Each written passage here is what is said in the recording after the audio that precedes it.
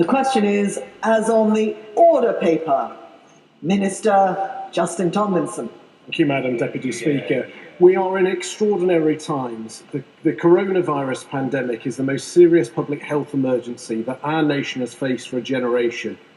This government will do whatever it takes to get our nation through it. We all need to pull together. We can, must and will get through this. And before I go on to the main part of my speech, I do want to pay tribute to all of our fantastic staff, particularly those on the front line, who are doing their level best where they can to help support some of the most vulnerable people in society to be able to continue to receive benefits, and for those that are now in need of accessing those benefits. And I also would say, I do recognise that the spirit of this debate is showing Parliament at its best. We are all seeking to work in partnership. These are uncharted times. There are new things coming forward. I've talked to lots of stakeholders in the last few days as we've made announcements for our department. And normally, in normal times, we could spend 18 months developing policies, testing them, doing engagement up and down the country, talking to people with real life experiences to make sure there aren't unintended consequences. And we are on a daily basis having to review things. And I know that this debate, and it's a credit to the opposition that it is being done in that spirit of partnership, as we can look and feed in things that need to be considered to provide further support. And I know that on a daily basis, more support will come forward. Now, our policy is to protect lives and fight this virus with everything we have. Everyone should follow the government guidance to control the spread of the disease. Those who have a high temperature or a new contagious cough, and those who share a home with people presenting these symptoms, should stay at home in self-isolation for 14 days. Everyone should avoid unnecessary travel and social contact with others, and people who should work from home. This will help to protect the NHS and safeguard those who are the most vulnerable. I want to reassure members of the House that this government will provide a safety net and support for individuals during this testing time. Everybody will be supported to do the right thing, and this government will help employers to support their employees to do the right thing. Yes. Well, I know the Minister is very dutiful in the job that he does, and I thank him for that. But I've had contact today from a lady and a mother. She's isolating because of her child. Is she eligible for sick pay from government, or does she have to take dependence leave, which is unpaid, which would be very unfair? Just how can that work? Well, where people in work are isolating due to government guidance, and that seems to be the case with the circumstances described, then they would be eligible for statutory sick pay through their employers. But also, in addition to that, it is always worth looking on gov.uk to see whether they can also get additional support through the welfare system, whether that's universal credit or new style ESA. Yes. Minister for giving way. And like him and others across this House, I'm looking to be collaborative, as I generally try to be, particularly in this type of circumstance. But the issue, the type of which has been raised by the Honourable Member from Strangford, it typifies the confusion and the information that is out there for people to follow in terms of guidance and support, which is why the suggestion from my right honourable friend at Prime Minister's questions about some form of minimum income guarantee that would cover all of these issues and mean that people could just do what is right at the right time without having to worry about the financial consequences. Is that something that the department is looking at? I thank the honourable member, and I've said many times at the dispatch box that I do admire the way that he contributes and supports trying to help some of the most vulnerable people in society. And there were 2 points there. First of all, is around the general communication. You know, these are fast-moving events. We all, as constituency MPs, are getting a lot of correspondence with people asking very reasonable questions. Where possible, we're trying to give as good answers as possible. But really, we have to keep putting people towards the gov.uk websites where there is consistent communications and share that. I will just let me answer the second point. Then, in terms of that providing that minimum net, that is where the welfare system comes into play. And because statutory sick pay, and it is important, I will go over that. That only applies in some cases, whereas the welfare safety net applies to all who need it. Yes. Speaker, and I believe the Minister will know that cross-party working is in my DNA, and I really do want to do everything I can to make sure we get this right. This is a personal but a pertinent point. My own son Stuart is self-employed. He has a wife who has had dialysis since she was 14, a 10-year-old son Liam. They're all self-isolating. Stuart is not having an income. They live in rented accommodation. The utilities are essential to keep the dialysis going. I have a very frightened family and I have very many frightened constituents. Any clarification on what we can do would be most grateful. Thank you, Madam Deputy Speaker. You'll remember who I've worked very closely with on a number of issues, and I know she's held in huge respect across both sides of the House. And I prior to being an MP, ran my own business. I understand the concerns of self-employed people who've suddenly overnight seen dramatic changes to their cash flow, ability to trade as a business. And I absolutely understand the worries that people will face. And that is why we are allowing access to statutory sick pay, or they can, depending on their personal circumstances, looking at whether it's new style ESE, the contributory benefits, which is probably the case for somebody who's self-employed, or the wider support offered through universal credit and the welfare net. So they would need to look at what their circumstances are, talk to the job centres and see what they're doing. We are all trying to do our best to provide as much certainty as quickly as possible through the daily updates. He will know that very many people are really worried about the financial impact of self-isolation, whether they're sick or not. He's mentioned a few times the sick pay, he's mentioned the alternatives of universal credit and I think ESA, but these sums of money simply won't pay the rent, the bills, or put food on the table.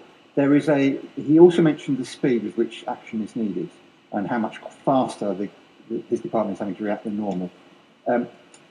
If this takes till next week to put in place, very many more people will have not taken the action to protect themselves and everybody else. The action is needed now. People need the money now. Please, will he respond on that point? I absolutely understand the point the Honourable Member is making, and these are extraordinary times. We collectively are all trying to, as quickly as possible, to identify the right levels of support. In pure cash terms, the fiscal support that we've already provided at this stage of the curve is almost the highest across the world. But it isn't complete. As events progress, we've got to do more. We expect more announcements. I understand in an ideal world you could announce everything straight away, but we've got to make sure it is right, and we've got to react as things come forward, and we've got to communicate it as quickly and as clearly as possible. So we do understand that. We do understand that. And let me just make a little bit of progress, because I think some of the things being asked I am about to cover, but I will take more interventions, I promise. And extraordinary times do call for extraordinary measures. That is why we have extended statutory sick pay to those who are self-isolating in line with the latest government health guidance. This guidance is available online on gov.uk. This ensures that eligible individuals, whether they are sick or self-isolating, will be entitled to statutory sick pay if they are unable to work because they are following government advice. The upcoming emergency bill will mean that for people affected by coronavirus, statutory sick pay will be payable from day one instead of day 4, as it is currently backdated, and it will be currently backdated to the 13th of March. On that point about getting support to people as quickly as possible, that's why we removed those waiting days. These are crucial measures to ensure that employees do not attend work when they should be staying at home, helping to keep themselves and others safe. These are exceptional circumstances, and we urge employers to do the right thing, use their discretion, respect the medical need to self-isolate. Statutory sick pay is a legal minimum, and employers can offer more. Employers should support, where possible, their employees to work from home to help slow the spread of the virus.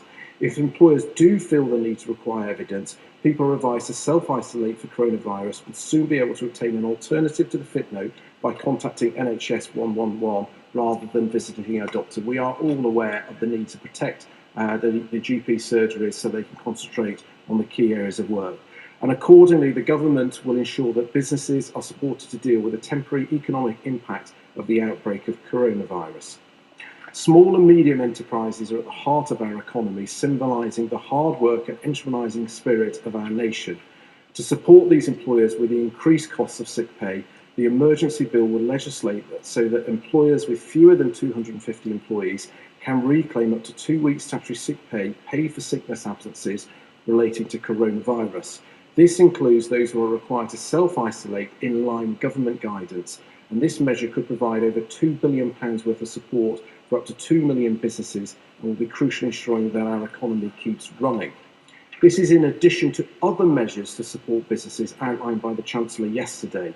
the £330 billion of government-backed and guaranteed loans, the additional cash grants of up to £25,000 for businesses in the retail, hospitality and leisure sectors with a rateable value of less than £51,000, the cash grants of £10,000 to £700,000 of our smaller businesses, and this government will do whatever it takes to support our economy. Of course, not everyone is eligible for statutory sick pay, which is paid by employers. Gig workers and those on zero-hour contracts may be entitled to sick pay, and they should check with their employer. But there are millions of hard-working people who are self-employed or in the gig economy who will need our help too. That's why during this period we're making it easier to access benefits. And I know the Shadow Secretary of State talked about disability benefits in the announcement that we made earlier in this week. The first decision was to remove face-to-face assessments so that, because we recognise that a significant proportion of those who could be claiming disability benefits are vulnerable, and to avoid them having to do unnecessary travel, to be in busy waiting rooms, and we decided to stop face-to-face assessments. What we don't want to do is stop being new people gaining access to the support that they're entitled to.